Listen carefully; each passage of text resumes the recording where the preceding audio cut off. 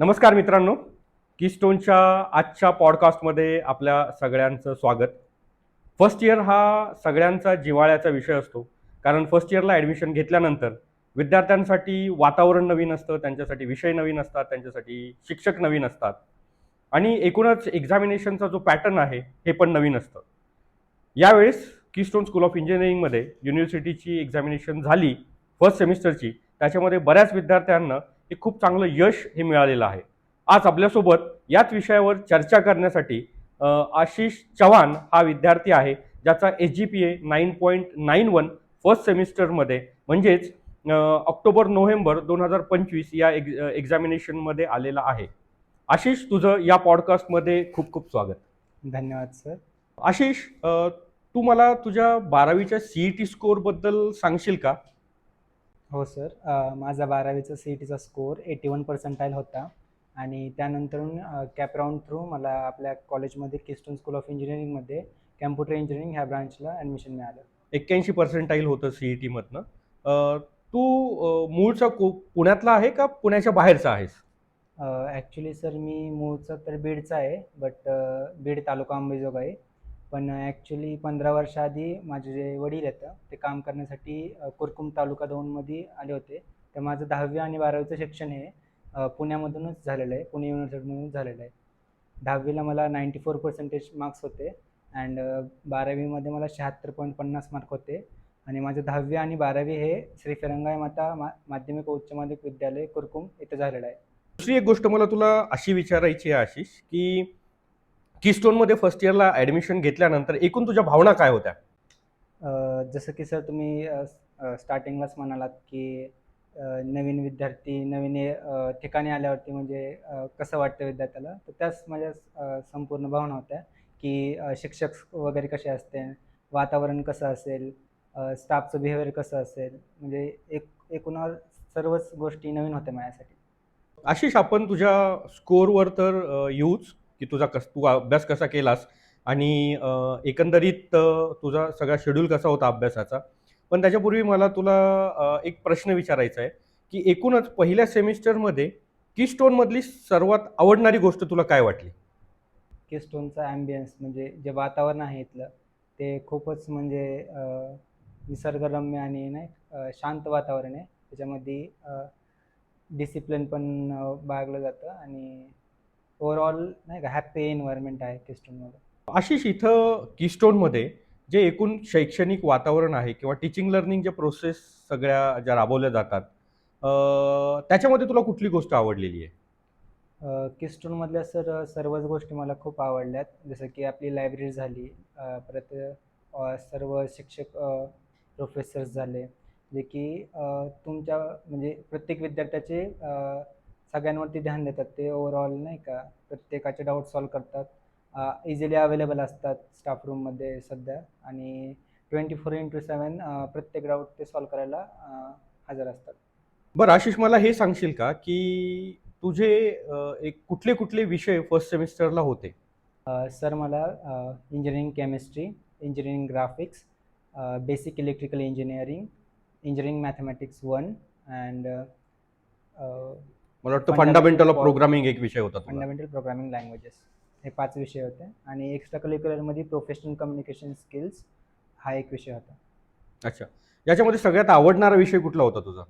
Sir तसे तर मला सर्वच विषय खूप आवडायचे, कारण प्रत्येक टीचिंग जे टीचर्स होते ते खूपच चांगल्या प्रकारे सगळे विषय शिकवत होते. बट इंजिनिअरिंग ग्राफिक्स हा सगळ्यात आवडणारा विषय होता माझा आणि त्याच्यामध्ये मला युनिव्हर्सिटी एक्झाममध्ये 60पैकी 57 मार्क्स मिळाले.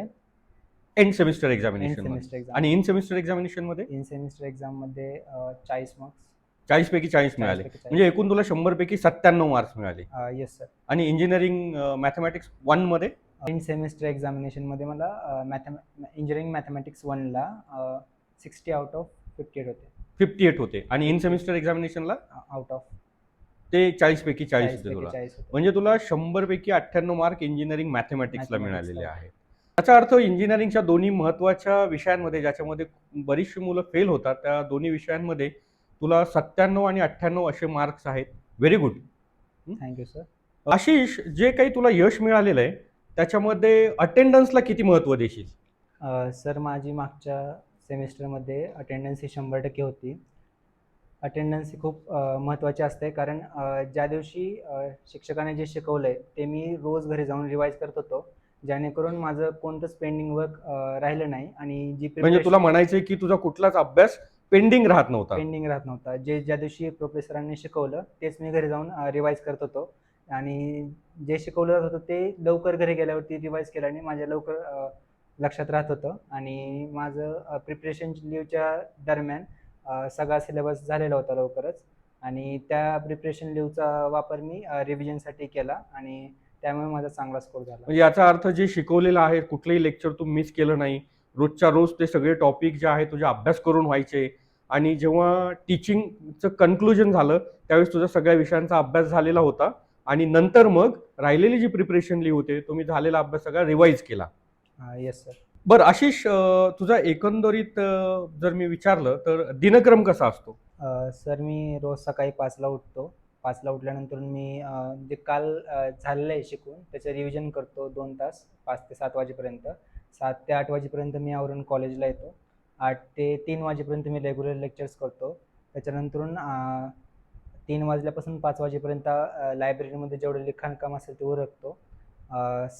5 ते 7 वाजेपर्यंत मी आराम करतो. 7 ते 8 मेसवरती जाऊन मी जेवण वगैरे करतो आणि 8 ते 8 ते 12 वाजेपर्यंत मग मी बाकीचं जे माझं लिखाणकाम असेल किंवा रोजचा अभ्यास असेल त्याचं काम कंप्लीट करतो.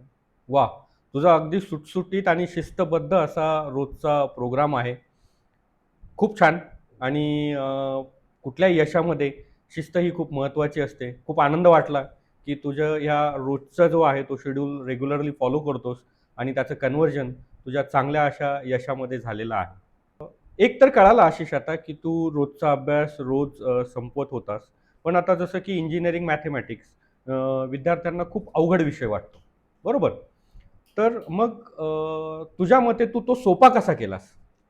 सर मी जे बाकीचे विद्यार्थी होते त्यांना शिकवायचं की नाही का तुमचे जे डाऊट्स असतील की तुम्ही मला सांगा, मी तुमचे डाऊट सॉल्व करून द्यायचो, डाऊट सॉल्व करून देईन म्हणून असं म्हणायचो आणि त्यांना मी स्वतः शिकवायचं की नाही का हे वाली प्रोसेस अशी आहे आणि तू असं ह्या मेथडने जा, तू सॉल्व कर तेव्हा तुला आन्सर मिळेल. अच्छा, म्हणजे बरेच विद्यार्थी तुझ्याकडे डाऊट सॉल्व्ह करायला यायचे आणि त्याच्यामधनं तुझं जास्त शिक्षण झालं असं तुला म्हणायचं आहे आणि हो. त्याच्यामुळे तुझ्या कन्सेप्ट जास्त क्लिअर झाल्या, जास्त त्या समजल्या असं तुला म्हणायचं आहे. हो सर. पण तुला स्वतः हा विषय जो आहे समजून घेण्यासाठी किंवा त्याचा सराव याच्याबद्दल काही म्हणायचं आहे का? हां सर, मी जेवढं ज्या दिवशी शिक्षकाने शिकवलं म्हणजे मॅथच्या मॅडमनी जेवढं मला रोजच्या रोज शिकवलं तेवढं घरी जाऊन मी प्रॅक्टिस करायचो आणि ट्युटोरियल्स तर होतच होते. ट्युटोरियल्समध्ये मॅम जेवढं शिकवलेले गणित असायचे दिवस म्हणजे होल वीकमध्ये झालेले ते परत एकदा रिवाईज करायच्या. बरं. आणि इंजिनिअरिंग ग्राफिक्स हा पूर्ण कन्सेप्ट बेस्ड विषय आहे आणि त्याला एक विशिष्ट पद्धत जी आहे ती तुम्ही फॉलो केली पाहिजे. तर याबद्दल तू काय बोलशील? हो सर, इंजिनिअरिंग ग्राफिक्स हा म्हणजे पूर्ण प्रॅक्टिकलवरती बेस्ड सब्जेक्ट आहे ज्याच्यामध्ये तुम्हाला खूपच प्रिसिजन लागतं आणि खूपच प्रॅक्टिस लागते. बट आपले जे कॉलेजचे शिक्षक आहेत, टीचर्स आहेत, त्यांनी खूप प्रॅक्टिस करून घेतली होती आमची, जेणेकरून आम्हाला काही एक्स्ट्रा प्रॅक्टिस करायची गरज पडली नाही. अच्छा. आणि अजून एक विषय आहे ज्याला विद्यार्थी खूप घाबरतात तो म्हणजे बेसिक इलेक्ट्रिकल इंजिनिअरिंग आहे. तर या बेसिक इलेक्ट्रिकल इंजिनिअरिंगचा अभ्यास तू कसा केला होता? सर बेसिक इलेक्ट्रिकल इंजिनिअरिंगचं जे मोस्ट ऑफ द कन्सेप्ट होते ते मॅडमनीच चांगले समजून दिले होते, म्हणजे समजवले होते. त्यामुळं असं कधी वाटलंच नाही की नाही का म्हणजे जेन्युइनली असं म्हणजे की तो विषय काही अवघड नाही असं अवघड कधी नाही, वाटलंच नाही. अवघड नाही असं कधी वाटलंच नाही. अच्छा. मग अजून एक विषय होता केमिस्ट्री, इंजिनिअरिंग केमिस्ट्री. तर 12वीला पण तुम्हाला हा विषय होता. पण मग आत्ता जो इंजिनिअरिंग केमिस्ट्री जो विषय तू अभ्यास केला ज्याचा आणि ज्याची परीक्षा दिली, त्याच्यामध्ये तुला किती मार्क्स आले? केमिस्ट्रीमध्ये 55 आउट ऑफ 60. 55 आणि इंटरनल एक्झामिनेशनमध्ये 40. 40 मिळालेले आहेत. म्हणजे एकूण तुला 95 मार्क्स त्यामध्ये 95 मिळालेत. तर हा विषय तुला कसा वाटला आणि त्याचा अभ्यासाचं तर साधारण काही तुझं वैशिष्ट्य होतं का तुझ्या अभ्यास पद्धतीमध्ये? सर इंजिनिअरिंग केमिस्ट्री हा जो विषय होता हा सगळ्यांनाच अवघड वाटतो, कारण की त्या पूर्ण थिओरिटिकल सब्जेक्ट होता. पण ज्या मॅडमनी नोट्स दिल्या होत्या आणि ज्या जसं मॅडम शिकवत होत्या तर त्यामुळे माझी खूप असं काही एक्स्ट्रा प्रॅक्टिस करायची गरज नव्हती. बट जे रिॲक्शन्स होत्या त्या केमिस्ट्रीमध्ये सगळ्यांनाच भीती वाटते रिॲक्शन्सची. तर रिॲक्शन खूप प्रॅक्टिस कराव्या लागायच्या. पण तसं ओव्हरऑल नोट्स वगैरे ठीक होता आणि मॅडम खूप चांगल्या प्रकारे शिकवायच्या, त्याच्यामुळं सब्जेक्ट सोपा गेला. सोपा गेला. बरं बरं बरं.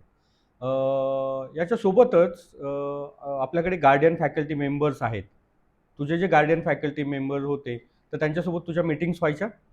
हो सर, प्रत्येक शनिवारी 40-45 मिनटं मीटिंग असायची, ज्याच्यामध्ये गार्डियन फॅकल्टी मेंबर्स ओव्हरऑल सगळे क्वेश्चन्स वगैरे किंवा डाऊट्स वगैरे सॉल्व्ह करायच्या. मग ते अकॅडमिकशी रिलेटेड तुमच्या असेल असलेल्या की अडचणी याच्यावर चर्चा व्हायची चर्चा व्हायची. आणि मग त्या सगळ्या मीटिंग्सचा तुमच्या अडचणी दूर करण्यासाठी मदत व्हायची तुम्हाला? हो सर, नक्कीच. अच्छा, मदत व्हायची म्हणजे अजूनही त्या मीटिंग्स सुरूच असतील. सुरूच आहेत. म्हणजे या मीटिंग्स झाल्या पाहिजे असं वाटतं तुला? हो, नक्कीच. किंवा कारण की तिथं विद्यार्थी आपले पर्सनल प्रॉब्लेम्स मांडतात शिक्षकापुढे, जे की अकॅडमिक्स पण असतात आणि पर्सनल पण असतात. अच्छा. आणि अजून एक मला विचारायचं आहे, की तू आता कम्प्युटर इंजिनिअरिंगचा आहेस. तर मग फंडामेंटल ऑफ प्रोग्रामिंग लँग्वेज हा जो विषय होता, तर या विषयाचा तू अभ्यास कसा केला? त्याच्यामध्ये बऱ्याचदा सी लँग्वेजमधले प्रोग्राम्स विचारले जातात परीक्षामध्ये किंवा तुला पुढे चालून सुद्धा हे प्रोग्राम चांगल्या पद्धतीने लिहिता आले पाहिजे. तर या विषयाबद्दल काय सांगशील? जसं की सर आपलं 3 वाजता कॉलेज सुटतं, तर त्याच्यानंतर आपल्या लॅब्स अवेलेबल असतात. तर मी रोज जेवढे प्रोग्राम दिले जायचे, तेवढे रोज जाऊन कॅम्प्युटर लॅबमध्ये एक्झिक्यूट करायचो. जेणेकरून त्याच दिवशी मी त्याची प्रॅक्टिस झाल्यासारखं व्हायचं, रिवाईज केल्यासारखं व्हायचं. आणि प्रत्येक आठवड्यामध्ये आपले 2 तासाची लॅब्स असते. त्याच्यामध्ये मॅम डाऊट वगैरे आणि आपलं लॅब्समध्ये प्रोग्राम एक्झिक्युशन पण केलं जायचं. अच्छा. बरं, आता मला एक अजून तुला प्रश्न विचारायचा आहे, की इन सेमिस्टर एक्झामिनेशन आणि एंड सेमिस्टर एक्झामिनेशन याच्यामध्ये तसं बघितलं गेलं तर पूर्ण क्वेश्चन पेपर हा सोडवला पाहिजे. मग जो 60 मार्काचा क्वेश्चन पेपर असेल किंवा 40 मार्काचा जो क्वेश्चन पेपर असेल, तो सोडवण्यासाठी दिलेला वेळ म्हणजे जो 2.5 तासाचा वेळ असेल, तो तुम्हाला सफिशियंट होता? हो सर. मग त्याचं टाईम मॅनेजमेंट तू कसं करायचा? सर सगळ्यात पहिल्यांदा तर मी क्वेश्चन्स वाचून घ्यायचो, की पेपर पाठवल्यानंतर पहिल्यांदा ऑलरेडी सर्व शिक्षकांनी दिला होता, की ह्या विषयाचा हा पॅटर्न आहे. तर आधीच ठरवून जायचो, की हे क्वेश्चन्स जे आहेत ते म्हणजे ऑलरेडी प्रिपरेशन चांगली झालेली होती. त्याच्यामुळे असं काही भीतीच नव्हती, की कोणते क्वेश्चन अटेम्प्ट केले पाहिजेत आणि कोणते नाही. बट जेव्हा क्वेश्चन पेपर माझ्या हातात येईल पेपरच्या वेळेस, मी आधीच ठरवलं होतं, की सगळ्यात पहिल्यांदा मी टिक मार्क करून ठेवायचो, की हा क्वेश्चन माझा एवढा वेळ घेईल आणि हा परफेक्ट जमतोय. मग मी काय करायचो, की प्रत्येक टिक मार्क केल्यानंतर ऑल क्वेश्चन पेपर सॉल्व्ह करायचो, की हा क्वेश्चन परफेक्ट येतोय मला. म्हणजे परफेक्ट येणारे सगळे क्वेश्चन्स तू आधी सोडवले आणि नंतर मग थोड्याशा काही म्हणजे प्रश्नांवर तुला थोडासा शंका असेल तर तिथून नंतर सोडवायला घेतले. म्हणजे परफेक्ट येणारे लवकर तू सोडवून घेतलेले आहे आणि थोडंसं तुला शंका असलेल्या प्रश्नांना तू जास्त वेळ दिला. असं करून तू सगळा क्वेश्चन पेपर सोडवायचा. आणि उत्तर लिहिताना कुठली मेथड तू अडॉप्ट केली होती? सर उत्तर लिहिण्याची मेथडमध्ये मी जेव्हा शिक्षक लोक शिकवत होते तेव्हा ते कीवर्ड्स सांगायचे, की ह्या जो पर्टिक्युलर क्वेश्चन आहे, ह्या पर्टिक्युलर क्वेश्चनमध्ये हे कीवर्ड्स जे आहेत ते इम्पॉर्टंट आहेत. तेव्हा जे ते उत्तर तू सांगायचे, लिहायचा किंवा उत्तर तेव्हा लिहायचे. त्यांनी जे सांगितले तू त्याची नोंद करून घ्यायचा. तर मी कीवर्ड्स नोट करून ठेवायचो, की ह्या क्वेश्चनमध्ये हे पर्टिक्युलर वर्ड्स जे आहेत ते कीवर्ड जे आहेत ते इम्पॉर्टंट आहेत. आणि मी एक्झाम मध्ये जेव्हा आन्सर लिहायचो तेव्हा एन्शुअर करायचो, की हे जे कीवर्ड्स आहेत का ते माझ्या आन्सरमध्ये असले पाहिजेत. आणि ना मी खूप जास्त लिहायचो आणि एक्झामिनेशनमध्ये म्हणजे जेवढं क्वेश्चन किंवा जेवढे पॉईंट्स त्यांनी विचारलेले आहेत तेवढंच मी एक्झामिनेशनमध्ये आन्सर लिहायचा प्रयत्न करायचो. म्हणजे अननेसेसरी खूप मोठं उत्तर लिहिण्याचं तू टाळलं आणि उत्तरामध्ये कुठलीही कमतरता न येऊ देणं याची पण खात्री तू करून घेतलीस. हो सर. नितीश, आम्हाला खूप आनंद आहे की आज तुझ्यासारखा विद्यार्थी ज्याचं CETचं पर्सेंटाईल हे 81 होतं, पण इथल्या एकंदरीत कीस्टोनमधल्या शैक्षणिक वातावरणामुळे की म्हणा किंवा टीचर्सनी घेतलेल्या एफर्ट्समध्ये म्हण आणि तुझ्यामध्ये असलेल्या मुळे म्हण, तुझं जे यश आहे ते यश हे खूप चांगल्या प्रकारे इंजिनिअरिंगमध्ये दिसून आलेलं आहे आणि 81 पर्सेंटाईलचं रूपांतर आज इंजिनिअरिंगच्या पहिल्या सेमिस्टरमध्ये हे 9.91 SGPAमध्ये झालेलं आहे. तर ही एक खूपच चांगली बाब आहे आणि खूप चांगल्या प्रगतीचं हे लक्षण आहे.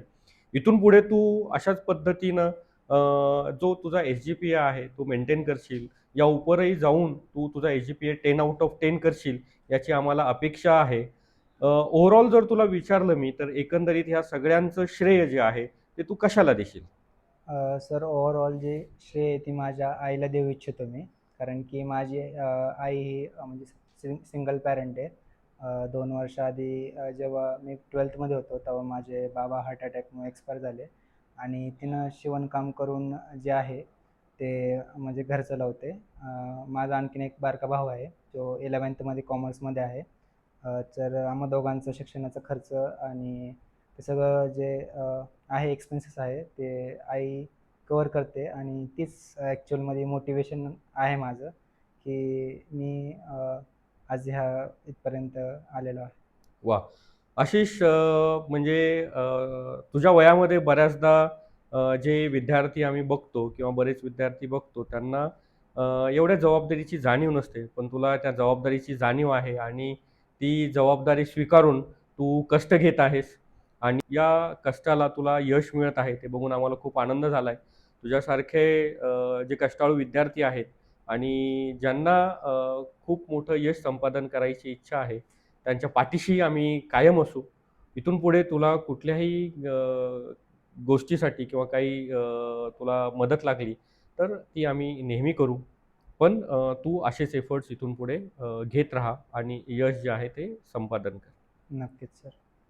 विद्यार्थी मित्रांनो आणि विशेष करून फर्स्ट इयरचे जे विद्यार्थी आहेत, तुम्ही बघितलं आज आपण आशिषसोबत जी चर्चा केली त्याच्यावरनं एक गोष्ट कळाली, की अतिशय प्रतिकूल परिस्थितीमध्ये आशिष अभियांत्रिकीचं म्हणजे इंजिनिअरिंगचं शिक्षण जे आहे तो घेत आहे आणि खऱ्या अर्थानं जर मी त्याला बोललो, की जबाबदारीची जाणीव जी आहे ती त्याच्यामध्ये मला दिसतीये आणि रोजची जी शिस्तबद्ध अभ्यास करण्याची पद्धत आहे त्याची अटेंडन्स 100% होती. हे सगळ्यात महत्त्वाचं आहे आणि सगळ्या शिक्षकांकडनं सुद्धा त्याला खूप मदत जी आहे ती मिळत आहे आणि 100% अटेंडन्समुळं आणि रोजच्या रोज जो वर्गात झालेला अभ्यास आहे तो घरी जाऊन करण्यामुळं त्याचा अभ्यास सेमिस्टरमध्ये परीक्षेच्या 15 दिवस आधी पूर्ण झालेला होता. ही खूप महत्त्वाची बाब आहे. मला वाटतं आशिषनी एक रिसर्च पेपर पण लिहिलेला आहे येस सर. आणि तो रिसर्च पेपर आमच्या इथल्या आंतरराष्ट्रीय परिषदेमध्ये त्याने तो प्रेझेंट केलेला आहे. ही एक खूप कौतुकास्पद गोष्ट आहे. तर अशा सगळ्या विद्यार्थ्यांचा कीस्टोन स्कूल ऑफ इंजिनिअरिंगमध्ये असणाऱ्या अशा सगळ्या विद्यार्थ्यांचा आम्हाला खूप खूप अभिमान आहे आणि तुमच्यासोबत आमचे सगळे शिक्षक आणि मॅनेजमेंट तुमच्या यशासाठी कायम कटिबद्ध आहोत. Thank you. धन्यवाद सर.